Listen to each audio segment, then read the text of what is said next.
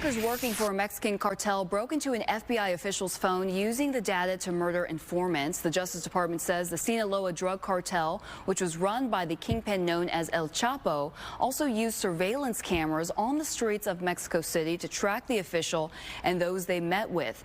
The cartel then used that information to threaten and in some instances kill sources and cooperating witnesses. A DOJ report included the growing threat from advanced software in the hands of criminal organizations like the cartels. Katarina Szulc is an independent journalist based in Mexico, and she's been reporting on the drug cartels for years and in many cases putting her personal safety on the line to report on these stories. You can find her work on Substack and the Borderland Dispatches podcast. Katarina, thank you so much for joining us. We appreciate it. Thank you for having me. First off, what's your reaction to the cartels now employing hackers to get inside the phones of federal agents? Well, this has been happening for years, and even just recently, Mexican President Claudia Sheinbaum's phone, a personal phone that she says she wasn't really using, was hacked. I've been extensively reporting on how they have managed to really up their software technology and the people that they have operating this type of technology.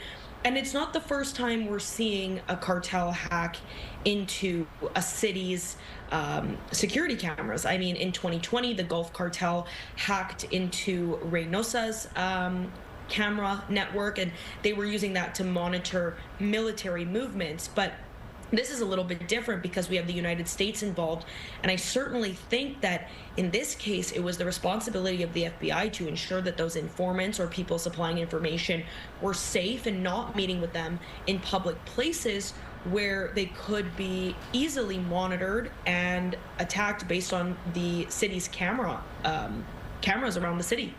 And you know, that's the irony of this, because surveillance cameras are set up to keep the public safe. And here we are seeing cartels and criminal organizations use them to actually track informants and use it to, you know, interrogate them, even possibly murder them. Now, you had kind of alluded to it, but in your opinion, is this something that the FBI should have already known was happening and been able to protect their agents, or is this completely new territory when it comes to cartel criminal activity? No, they should have certainly been aware of this and taken the necessary precautions to prevent this from happening. I mean, imagine the amount of informants that these high-level federal agencies have had in the Middle East and many other countries of conflict where they were trying to tackle some sort of organized crime or terrorism, and the measures that they would have taken to ensure that these people were not found out about. Why wasn't this happening in a country where there is multiple violent organizations operating at a very high level? And it's fair to say that the people that were meeting with this FBI agent were under the assumption that they were safe, that they were given protection to a certain degree. And so when that backfired, I mean, this is incredibly disincentivizing for anyone who's willing to come forward in the future and share some information that could be extremely telling for the U.S.'s national security. Exactly. And as a journalist, I'm looking at you. You're a journalist. And I'm worried about you because when you look at what happened, they were able to hack into these phones. They could see the incoming and outgoing phone calls. They could see the location of the phone. Are you at all worried about your safety? Are you going to get a burner phone? I'm certainly worried, and I think that that's every journalist's worry when we're covering high-level crime. We are all at risk, and typically people who are either journalists and talking about something that these criminal organizations don't want to be publicized, or people who are actively cooperating with the very groups looking to target these criminal organizations. So it's definitely a fear. Absolutely. So just going back to some of your work, you do such brave and courageous work. I want to direct our viewers to the Borderland Dispatches podcast, and you also have a Substack. Can you talk to us a little bit about how cartel activity has moved from the south of the border to now north of the border to Canada? I think most people would be shocked to learn that. Yeah, this has been a really hot topic recently.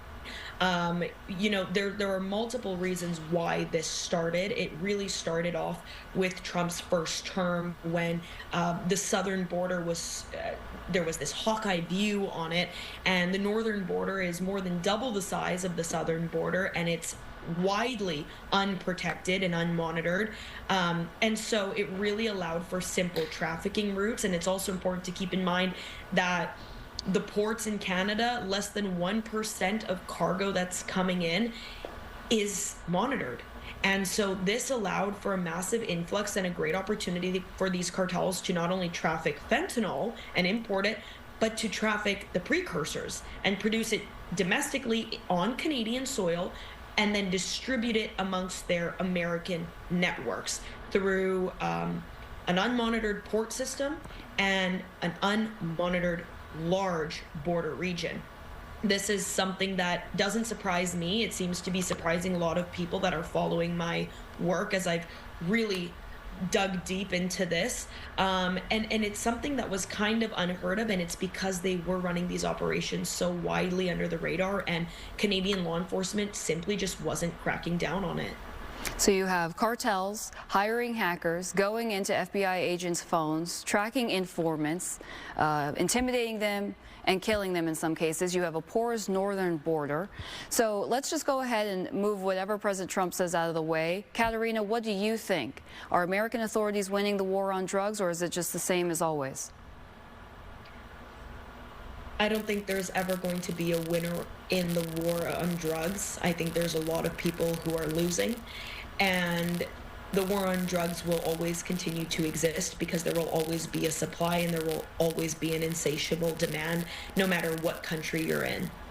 Well, there you have it. All right. Thank you so much, Katarina Szulc, independent journalist based in Mexico. You can find her work on Borderland Dispatches podcast and on her Substack. We appreciate you coming on and shedding some light on this quite terrifying discovery. Thank you. Thank you so much.